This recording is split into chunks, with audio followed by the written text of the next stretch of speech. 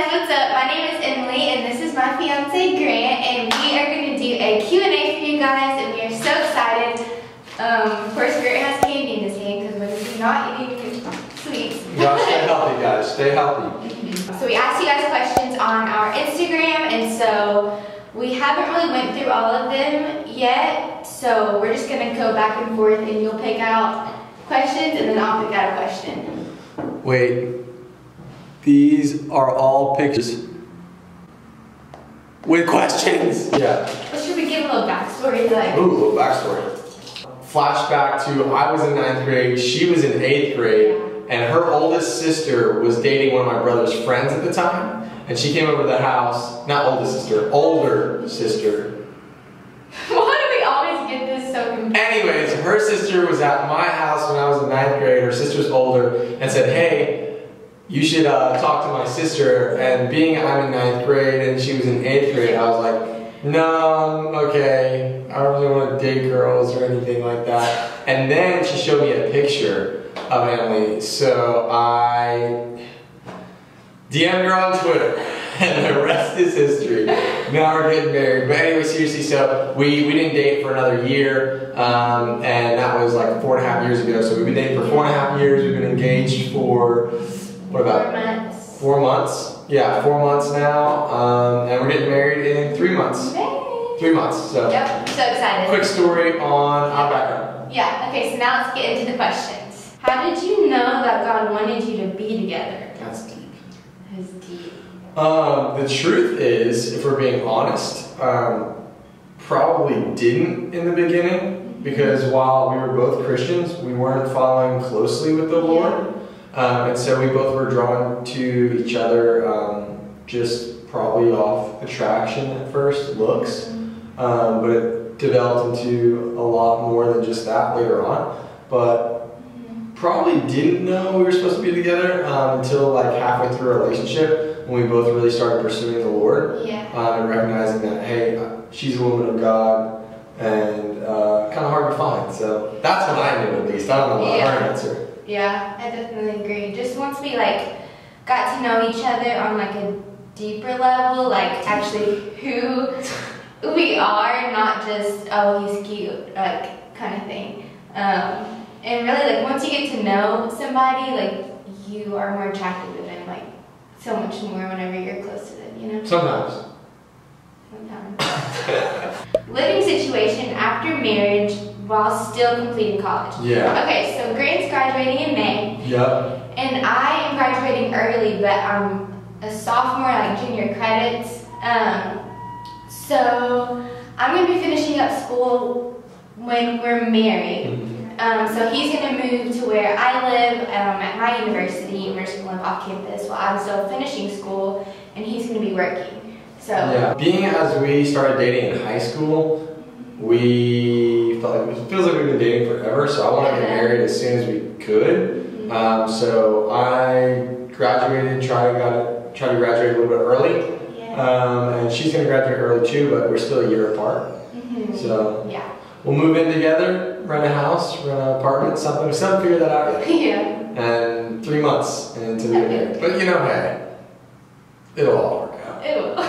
We've been doing long distance for what, over half of our relationship? Yeah. So he graduated a year earlier than me from high school. So I was still living in high school at our hometown whenever he moved off to college in Georgia. So we did long distance starting out my junior year. So she was in Tennessee, I was in Georgia. Yeah. And originally it was like a 5-hour drive separate. So we did that for a year, but then she graduated high school and moved still in Tennessee but closer to Georgia.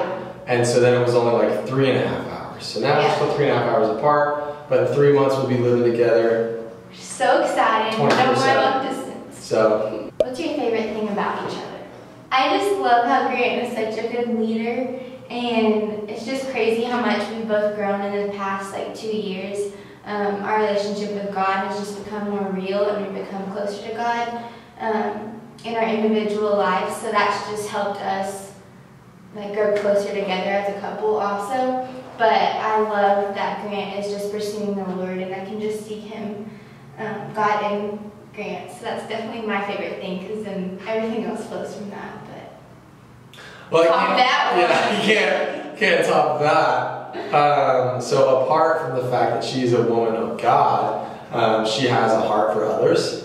And so I was first drawn to her beautiful appearance, but what has kept me here for the past 4.5 years is just how much she has a heart to serve other people and love other people and just walk into a room and make other people smile, just with her brightness. And so that's my favorite thing about Emily. Did Jacqueline bring y'all together, or did y'all know each other before? So Jacqueline is his sister, and me and Jacqueline are pretty much like best friends. And we live together at college, so we're roommates. And some people think that we met from Jacqueline, but really me and Jacqueline became friends after we started dating. Through me. Did we ever take a break? So I'm assuming that means taking a break from our dating relationship. Yeah. No. Yeah. We've been dating for what, 4 years and 4 months, right around there, 4 years, 4 months. And we never took a break, but right around the 1 year mark, I wasn't positive that we were supposed to keep dating, but I think I was just nervous to get into like a serious relationship. But once we decided that like we were both going to pursue it and constantly love each other as an action and not just as a feeling, it was definitely fine. So no, we never had any breaks. That doesn't mean we never had any like hard spots, but we really never had any times that were difficult enough that we thought it would be best to weren't supposed to be together. We're supposed to be together. I think God is a constant representation of Jesus in the church, that you're supposed to just work through things and not just give up on stuff that's hard. And I think that makes a relationship stronger. So if you're with someone that you know is a godly person and someone you can see yourself marrying, I don't think you're supposed to just drop anything the second you find something you don't like about them. Instead, you're supposed to work through it together. Yeah, because we're all like sinful people, so we're all gonna have flaws. Like, you're not gonna find someone that's completely perfect. I heard this from one podcast or sermon or something, how dating these days is just like kind of training yourself for divorce. Like, if you're like serial dating, like dating for a month and then breaking up the way they eat food, or the way, it sounds really small, but like people a lot of times when you hear why they break up, a lot of just little things add up and annoy someone. But I think those little things add up when you're not constantly trying to love the person more than yourself and serve them more than yourself. So dating is great, but constantly dating and breaking up is just setting yourself up and telling yourself that, hey, when it comes to marriage, whenever the times get tough, we can just cut this off. But we're not supposed to cut it off. Just keep pushing. So. Oh, you're supposed to be picking up questions. Ooh, my turn to pick up questions. Should you date someone who's going off to college next year? It depends. So first off, you need to ask yourself the question, should you be dating this person regardless of what they're doing, right? Do they have the same beliefs as you? Are they running the same race in life that you're wanting to run? Are they heading in the same direction? If they're not heading in that direction, don't be foolish. I think that you're going to be able to change where they're headed. You could, it's possible. But it's also a lot more likely that they're going to drag you in whatever direction they're running. So I would first off ask the question, should you be dating this person regardless? If that's a yes, if you know, like, hey, I've prayed about this, and this is a godly person that I should be dating, then the second question is, why does distance matter?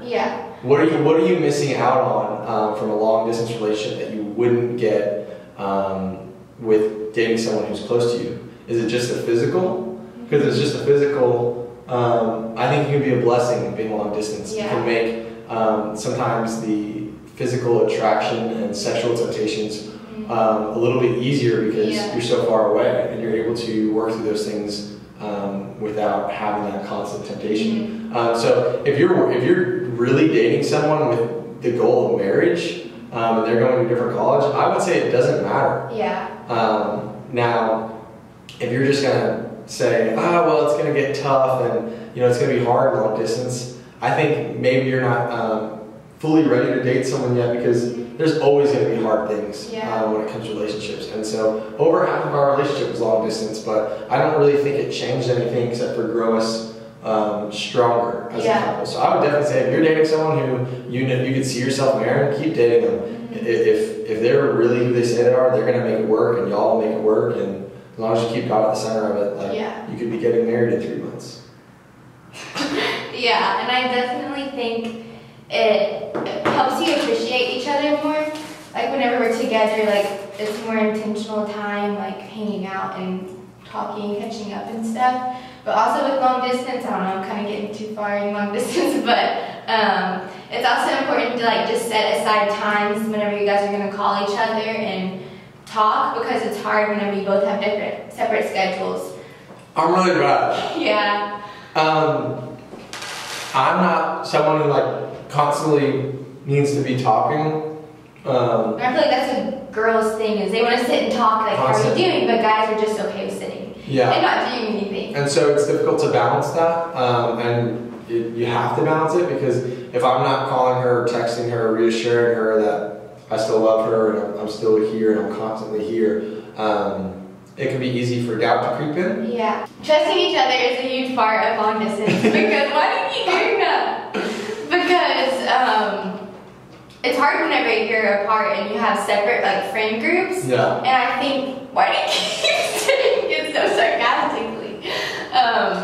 It's really easy to have those doubts and those thoughts come in, like, oh, like if he's hanging out with a group and he's with another girl, like it must mean he's cheating on me or something. And those are not true.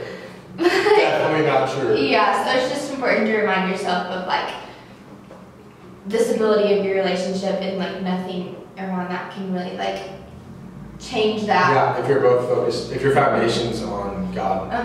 Yeah, because you can't find like the security from the other person to be there constantly, like assuring you and stuff. That's really great words. My turn. Well, I'm gonna do rapid fire. What is that? I'm just gonna say them off and do like a really quick answer. Yeah. Are y'all gonna live together? Yes. Are you guys going to have kids? Yes. Are you quitting college after you get married? No. I am, because I'm finished. She's not. Do y'all do Bible study together? Sometimes, not really. We usually just have our own separate choir times. We'll talk about the Bible all the time. We just have our own separate time for Jesus. Okay. And definitely for marriage. Whoa, this is rapid fire time. Hold up. We'll get back to it. When is your wedding? May 26th. What is the best book to start with when reading the Bible? P.S. You're stunning. There's no best book to start with. So I think it just comes down to, are you going to stick with reading a book? I like John as a starting gospel, so Matthew, Mark, Luke, and John. Yeah, so John, definitely any of the gospel. Mark is the shortest gospel, so it kind of sums up Jesus' life real fast, so that's a good one. Rapid fire though. How long have you been together? 4 years and like 4 months. How did you meet? You mentioned that earlier. What is your favorite way to connect with God? One-on-one. Prayer. 5 times every day. And reading. I like to read through scripture. That's what I do most. How can you afford to get married so young? Good question. So is it actually cheaper? No. Is it really good thing? A lot of people think it's more expensive to get married. And so apart from the wedding cost, it's cheaper to live together than it is apart. So rather than paying 2 different rents for 2 different colleges, we're going to be paying for 1 rent off campus, buying our own food, splitting the cost of a bunch of things. So it's going to be cheaper. Also, like, I feel like a lot of people, if you know that, like, you're going to be marrying someone, if you're ready for that, but you are young and that roadblock of financial, like, stability is there, I don't think that's, like, a good enough reason to, like, keep you from getting married if you know for sure that this is the right person for you to marry. Okay, go. One more thing on that. Yeah, we're young, but I'm graduated, so I'll be graduated when we're married, and I'll have a job. So it's not like we're getting married in college, so it is. I'll still be in college, but I'll be out having a job. So, what's your major in college? I'm business, entrepreneurship, and marketing. I'm early childhood education. Is it hard when you don't see each other every day? Yes. I'm leaving today. I'm visiting. When did you first feel like Grant is the one for you? Probably when I walked in the room. I think it's just like a lot of things building up and like reassuring me. Like he has all the qualities that I had set out before we even started dating. I had a list of qualities that I wanted in a husband, and so just knowing that he like adds up all of his qualities. This rapid fire is quickly not becoming rapid fire. Okay, I wouldn't know. I don't even know how that they would know this, but it says, "Are you guys actually not kissing during your engagement?" So I think they heard from Hannah's channel. We didn't kiss for like 3 months, and we've done that before. We were on like a fasting from kissing. But that, at the 5-month mark, We broke it, kissed, and so now we went again to like not kissing, not because of any like necessary reason of like, oh, we don't think it's okay to kiss. No, not that at all. It's just it's hard when you know you're about to get married to stay away from sexual temptation. We found that easiest just to not kiss. We're actually kissing right now, but that's going to end in like a few days because the last 3 months of our engagement we are not kissing at all. Just because it is getting so hard.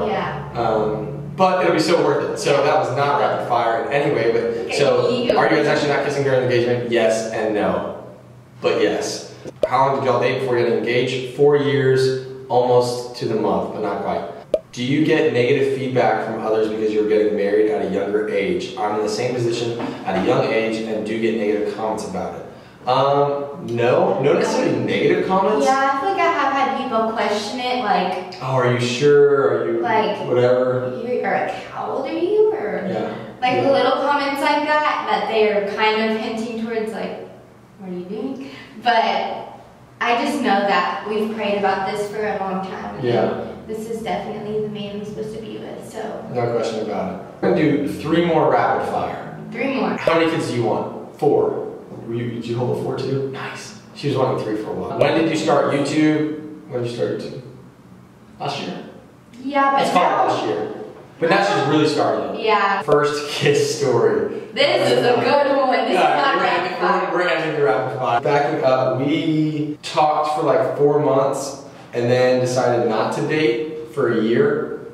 And then the next year we started talking for 3 months. And then I asked her to be my girlfriend. And that was like, because before then we weren't even both driving and he had his license. So then it seemed like more reasonable and like you're actually dating someone. Dating before you both can drive places. It's like kind of. It's not, you can't really, it's difficult. So I would just say, if there's an age you're waiting to wait for, wait till you both can drive, have your license. But even then, I probably would wait even a little bit longer. Because we were both so different. We've changed so much and we weren't really super strong in our faith. So now that we have our individual relationships with the Lord, we're more like secure in who we are. God. Oh, so back to the first kiss story. So I asked her out that night and then we had a really terrible like peck on the lips.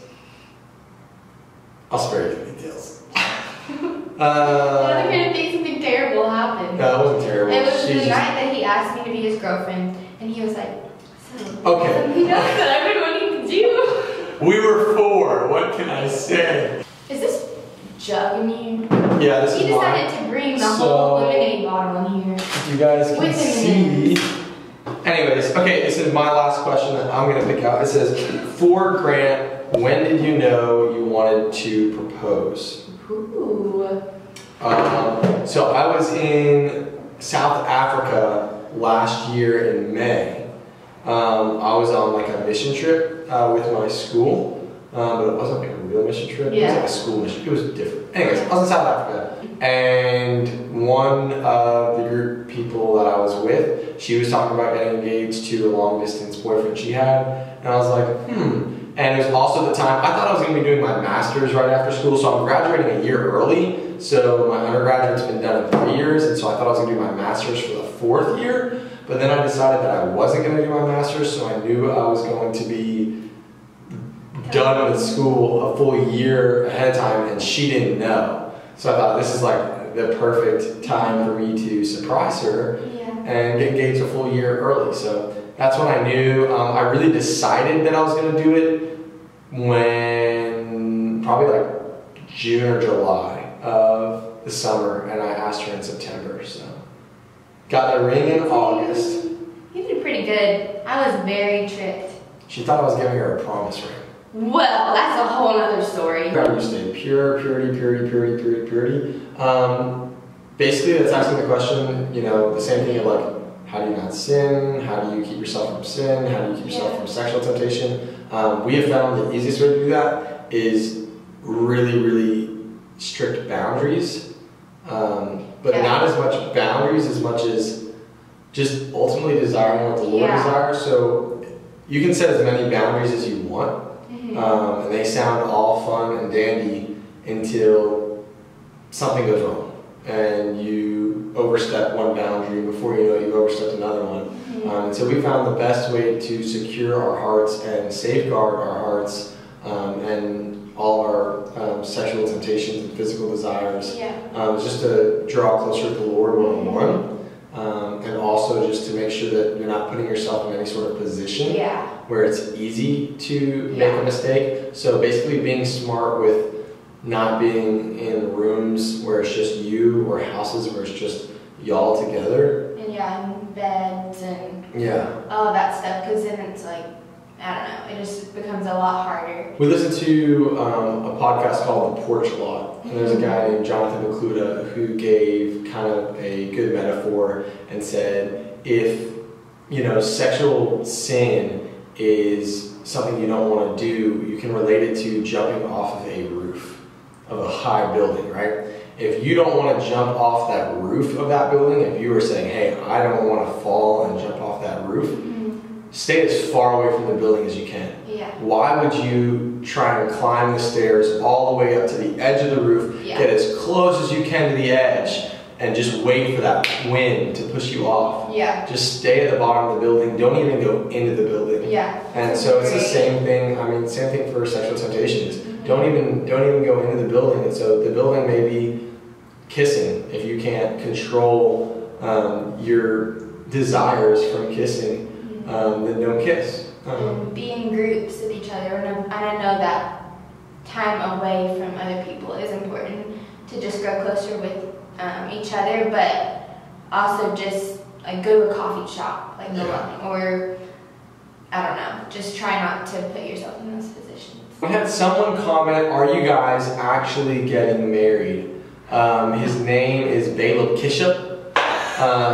We are actually getting married. So shout out to Baleb Kishop. Thank you guys so much for watching. I really appreciate all of you guys' questions you guys asked us. You guys are amazing. Keep it up. We had a ton of questions. So like, subscribe, comment any more questions you have. Comment video ideas and what you want to see from us in the future. Vlogs, sit down talks like this, or just other things in general. So let us know. If you love this video, give it a thumbs up, like and subscribe, and we will see you guys on our next video,